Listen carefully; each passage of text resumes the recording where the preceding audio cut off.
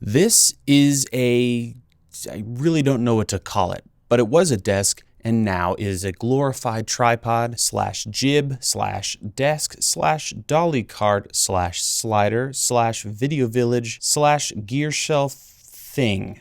I guess for now we will call this the camera station, and in this video I'll show you how to build one of these for yourself and why this DIY project changed my life forever. This camera station is my attempt at trying to speed up the B-roll filming process when it comes to getting product shots. For any given video that I publish here on YouTube, there are between 20 and 200 individual B-roll shots that I need to capture and record. For each of those shots, I need to compose the shot, light the shot, add camera movement, and make changes to the focus and other camera settings. I hated how long it took to change the height of my camera tripod, as well as having to balance that dang tripod head every single time. And I also hated how my slider wouldn't stay level due to its own weight and would sag on either end. And finally, filming B-roll shots really well takes a ton of lights, cameras, gear, and all of that needs to be on a stand somewhere, which means every time you want to change up your shot, you have to move all of that stuff. This might all seem a bit nitpicky,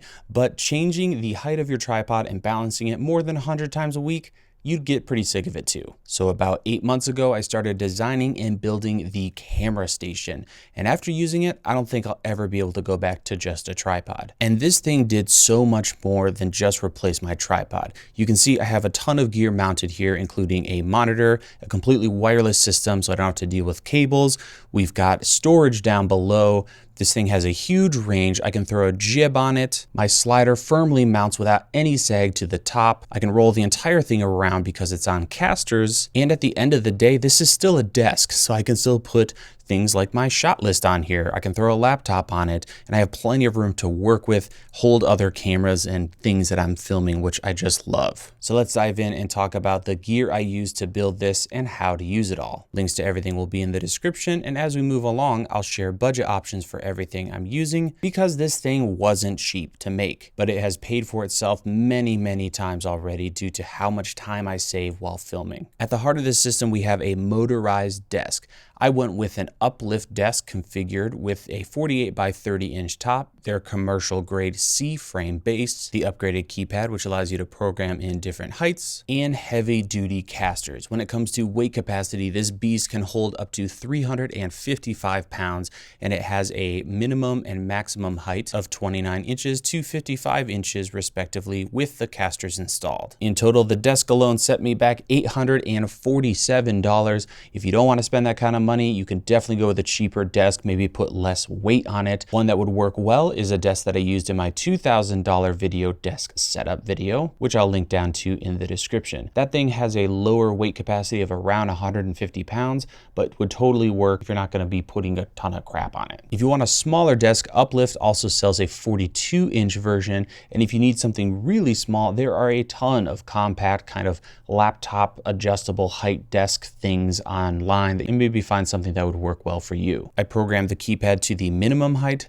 maximum height, and my most used camera heights for filming B-roll. Now I can easily change the height of my camera with one click. No more fiddling around with tripod legs and no more balancing the darn tripod head. To mount my tripod to the desk, I needed some kind of quick release system so that I could remove it easily if I just needed more of a flat surface. I was going to be using camera dovetails for this, but they are wildly expensive, and fortunately, I found something way more affordable. These telescope for astronomy dovetails do pretty much the same thing, but at a fraction of the price. So I bought a clamp with 2 knobs, as you can see here, bolted it onto the desk, and I had to drill holes through the desk, but that's fine with me. And then I also got one of these quick release plates that work with the actual clamp. As you can see here, these things are super strong. They're designed to mount telescopes to other telescopes. So these things are no joke. So as you can see here, I can very easily go ahead and remove the entire tripod setup, like here, set it off to one side, put something else here, or quickly add it back to the desk if I want to mount a camera or a jib, which we'll talk about a little bit later. When I'm not using this tripod head, I wanted a place to set it securely. So I can go ahead and remove it here, and I added another one of those clamps, this time a smaller one with a single knob. And now I can take the entire tripod head, throw it over here in the corner, secure it, and now it's out of my way. I've got all this space for something like my slider, and these things are so strong. I could easily use this as a handle to move the cart. As for the tripod head itself, you can go with anything, but I really love my E-Image GH06 tripod heads, which have a 75mm bowl, and you can adjust them and level them. But I needed a way to mount that to the desk with that quick release plate. So I went out and bought this, which is a hi-hat, and it essentially adapts that 75mm down to something I can bolt down. It has a couple threads at the bottom, and this allows me to put this whole thing on the desk like this. I'll go ahead and lock this bad boy down. So now we're nice and mega secure, which I love. But now I can reach in and loosen up the bowl, and now I can level the tripod, which I should only need to do once because we're on this giant flat level surface, which is a desk. 75% of my B-roll shots are done with the Rhino R2. If you haven't already, check out my review because that thing is incredible. So to get that set up, we need to get rid of the tripod head here, which I can easily do like we already talked about. I'll set it over here in the corner, and I keep the R2 as well as the jib and other gear down below the desk on that low platform. Let me grab it real quick, and I can go ahead and position it right up at the front of the desk here, turn it on, unlock it, which I often forget to do, and then I can program in a quick shot. I'll go ahead and start it right now, and it's hands-free. So while it's doing its thing, recording and making the move, I can go ahead and start preparing for my next shot, have a sip of coffee, and since it's automated, I get the shot done in one take instead of sitting here repeatedly trying to manually get the perfect shot.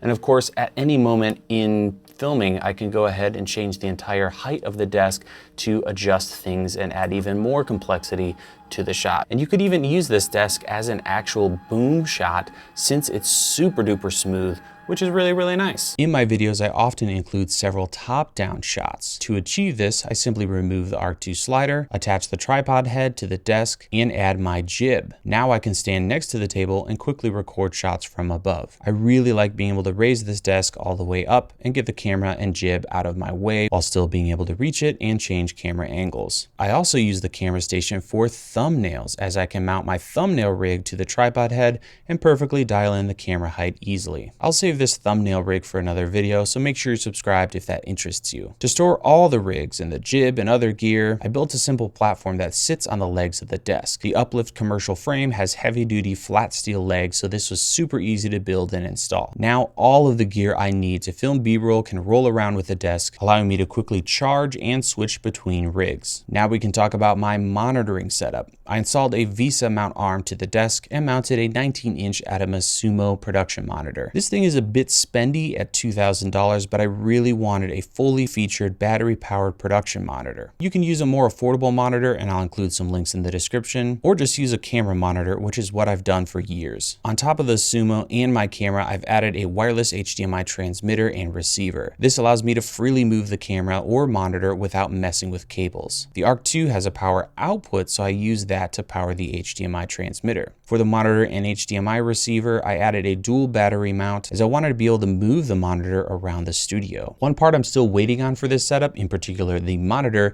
is a quick release Vesa mount that I found online. Yes, it is very expensive, but I can't wait to be able to just grab that monitor, throw it on a rolling stand, and use it elsewhere in the studio. And finally, to power everything but the monitor, I installed a giant power strip under the desk. Now I can power and charge everything, including the desk, from a single extension cord. This thing was not cheap. I actually don't know offhand how much it cost me. I'll put it down on the screen somewhere. But here's the deal. I can now, in my head, come up with a shot idea, and within seconds or minutes, I can get it done and move on with my life, which has been such an amazing thing with this setup. Another huge feature is that this thing has made me more creative. And what I mean by that is if you have a job like this, over time, you're just not going to do things that are difficult. After your 500th video, you're not going to change the camera angle 8 times in 5 minutes to get the right shots because it's difficult and it takes time. With something like this, all of the fuss gets out of your way and you could just focus on getting the shot that you have in your head. So there you have it. This is the camera station. I know it's not for everybody, but you could totally take this idea, shrink it down, take the concept and run with it, make something for yourself.